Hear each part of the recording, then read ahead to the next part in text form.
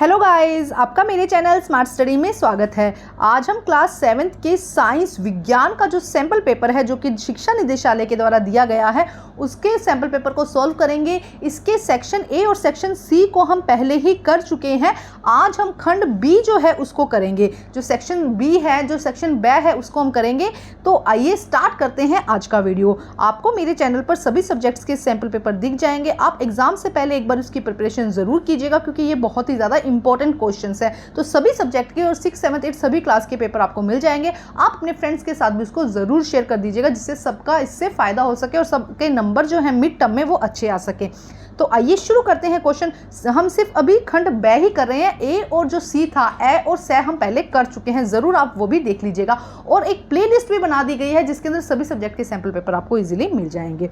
तो देखते हैं हम यहाँ पर जो सेक्शन बी का सेकंड क्वेश्चन जो है उसको करते हैं।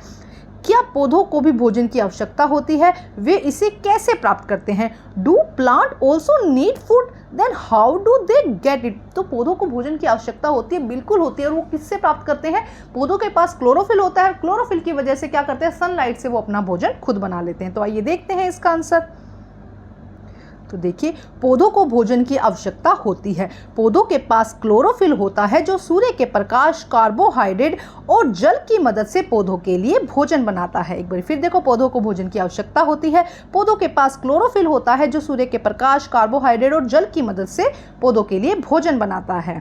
अब हमें इंग्लिश मीडियम में भी देख लेते हैं। प्लांट रिक्वायर फूड, आप नीड भी कर सकते हैं। Plant need food. Plants have chlorophyll which make food for plants with the help of sunlight, carbohydrate and water. किसकी मदद से? सनलाइट, कार्बोहाइड्रेट एंड वाटर की मदद से क्लोरोफिल के प्रेजेंस में जो प्लांट है वो अपना फूड खुद बनाते हैं। अब हम करते हैं सेकेंड क्वेश्चन।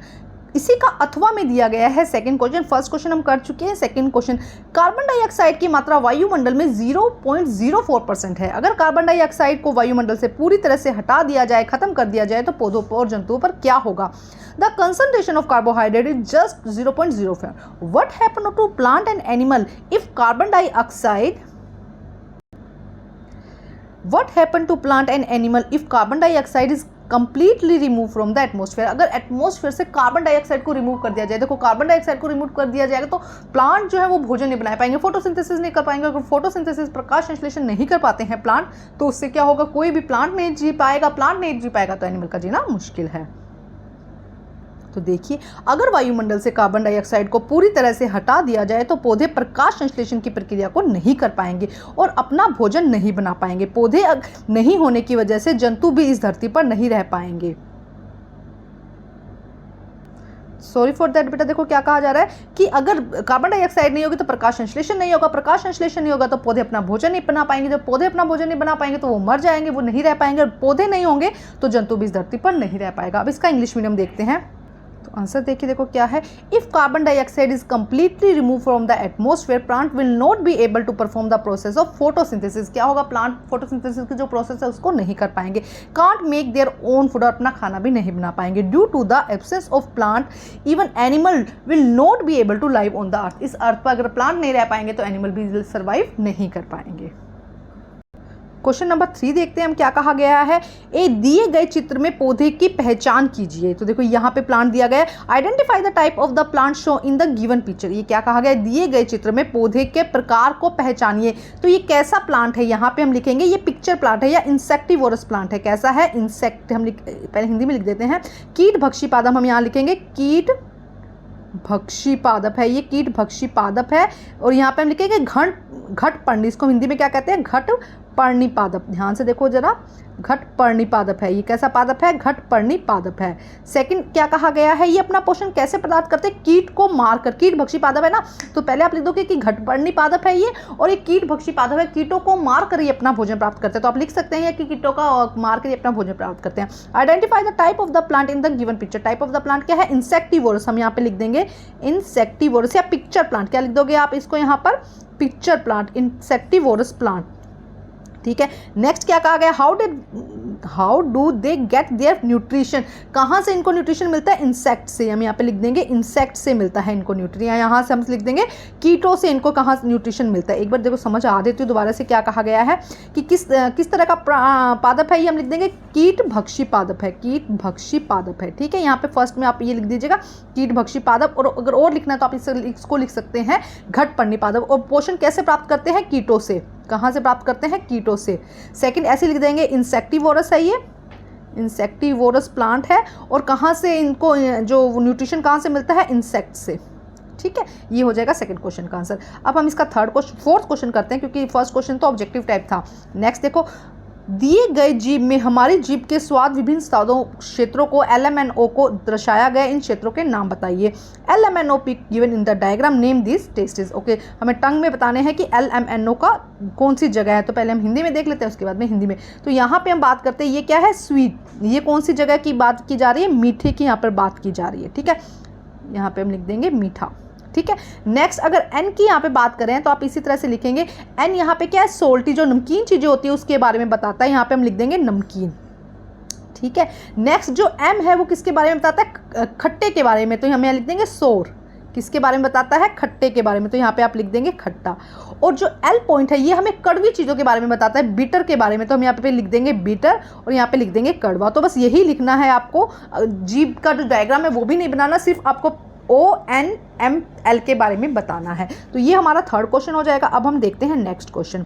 देखो क्वेश्चन नंबर 5 में देखो क्या कहा गया है, उबले चावल को चबाए जाने के बाद आयोडीन परीक्षण नीला रंग क्यों नहीं देता है। Name boiled chewed rice do not give blue colour in iodine test, क्यों नहीं देता है। देखो जो राइस है उसमें मोस्टली क्या होता है, उसके अंदर स्टार्च होता है, स्टार्च के साथ जब आयोडीन का हम टेस्ट करते हैं तो नीला कलर आता है। लेकिन जब हम उनको उबाल कर उनको चबा दिया है, तो चबाने से उनको डाइजेस्ट कर दिया, आफ्टर डाइजेशन क्या होता है, जब डाइजेस्ट हो जाता है तो स्टार्च किस में कन्वर्ट हो जाता है, शर्करा में, शुगर में कन्वर्ट हो जाता है, और शुगर के साथ आयोडीन का टेस्ट नहीं आता है। तो आइए देखते हैं इसका आंसर। तो देखिए, उबले हुए चावल को चबाए जाने के बाद स्टार्च परीक्षण में नीला रंग इसलिए नहीं आता है क्योंकि चावलों का स्टार्च शर्करा में परिवर्तित हो जाता है। जब उनको चबाते हैं तो क्या होता है, स्टार्च का डाइजेशन हो जाता है। आप इस तरह से भी लिख सकते हैं कि स्टार्च को पचाकर शर्करा में परिवर्तित कर दिया जाता है चबाने से, जिसकी वजह से जो शर्करा के साथ हमें पता है कि जो स्टार्च का टेस्ट नहीं आता है। देखिए, the blue colour in the starch test after the boiled rice is chew is not because the starch of the rice is convert into sugar, कि उस समय क्या होता है, जो स्टार्च है वो किस में कन्वर्ट हो जाता है, शुगर में। अब इसके अथवा में एक क्वेश्चन दिया गया है। देखो सारे क्वेश्चन 2 मार्क्स के हैं। मानव में उपस्थित किन्हीं 2 प्रकार के दांतों के नाम लिखिए और उनके कार्य लिखिए। Name any 2 type of teeth and their functions. तो देखो 4 टाइप के दांत होते हैं, उनके अलग अलग फंक्शंस होते हैं। तो आइए देखते हैं इसका आंसर हम। नेक्स्ट देखो क्या कहा गया है, फोर्थ जो हमें दांतों के टाइप बताने थे, कृंतक या छेदक, इंसीजर कहते हैं। ये दांत चौड़े व तेज धार वाले होते हैं। आगे के दांत जो होते हैं वो चौड़े व फाड़ने के काम आते हैं किसी चीज को ना। इसके बाद सेकंड नंबर देखिए, अग्रचर्णवर्णक मतलब कि प्रीमोलर्स, इस तरह के दांतों का कार्य भोजन को कुचलना होता है। और थर्ड है चौर्णक दांत मतलब कि बोलर, इस प्रकार के दांतों का काम भोजन को पीसने का काम होता है। जो इस तरह के दांत है उनका काम क्या होता है, दांतों से जो भोजन को पीसने का काम। तो 4 प्रकार के दांत होते हैं, एक रदनत का होता है, हमें सिर्फ 2 ही करना है, तो इनमें से कोई भी 2 आप कर सकते हैं। अब देखते हैं इंग्लिश मीडियम में। तो देखिए यहाँ पर सबसे पहले दिस टाइप ऑफ दांत इंसीजर्स, कौन से टीथ की बात हो रही है, incisors has wide and sharp edges. Second है premolar, premolar the function of the type the teeth to crush the food, food को क्रश करने का काम आता है। And molar teeth the function of this type of teeth so grit the food, grind the food, food को grind करने के काम आता है। तो जो लास्ट हम पढ़ रहे थे मोलर टीथ, मोलर टीथ क्या है, ग्राइंड करने के काम आता है, फूड को, भोजन को ग्राइंड करने के काम आता है। क्वेश्चन नंबर 6 देखिए क्या कहा गया है, एक सरक लोलक का चित्र बनाइए। गतिमान लोलक किस प्रकार गति करता है और समय की मूल इकाई क्या है। Draw a diagram in a simple pendulum, which kind of motion is shows by the moving pendulum, what is the basic unit of time. Question number 6, सरल लोलक का चित्र बनाइए तथा गतिमान लोलक किस प्रकार गति करता है। Draw a diagram of simple pendulum, which kind of motion is show by the moving pendulum, what is the basic unit of time. तो सरल लोलक का जब चित्र बनाना है या सिंपल पेंडुलम का जो चित्र बनाना है तो हम किस तरह से बनाएंगे, यहाँ पे आप इस तरह से कर दीजिएगा और यहाँ पे इस तरह से कर दीजिएगा। अब यहाँ पे इसकी मूवमेंट दिखा दीजिएगा, देखो इस तरह से यहाँ पे बांध दिया तो ये इसकी मूवमेंट हो जाएगी A B C। तो पहले क्या होगा A B C तक जाएगा, फिर वापस क्या होगा C BA। तो ये इसकी क्या हो जाएगी, जो सड़क लोलक है उसका डायग्राम हो जाएगा। सेकंड क्वेश्चन में क्या कहा है, which kind of the motion, गतिमान लोलक किस प्रकार की गति दर्शाता है, तो आप लिख देंगे आवर्त गति। आप क्या लिख देंगे यहाँ पे, आवर्त गति दर्शाता है। और उसमें हम लिख देंगे पीरियोडिक मोशन, यहाँ पे क्या लिख दोगे आप,